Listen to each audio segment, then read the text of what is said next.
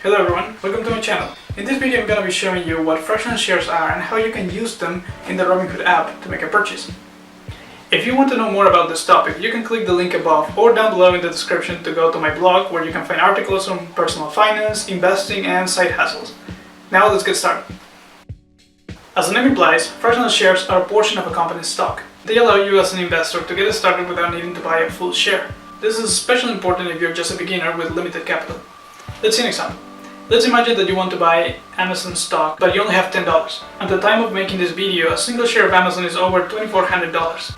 With a fractional share purchase, you can buy $10 worth of Amazon stock or about 0.004 shares of Amazon. To get started, go to the Robinhood app. If you haven't done it already, you may need to enable fractional shares in your account. For that, go to the Account tab, then under Investing, look for the button that says Enable Fractional Shares. Once you're done with that, you can proceed. Also, if you don't have a Robinhood account yet, you can go to my link in the description to open an account. Now, let's make an actual fractional purchase in the app.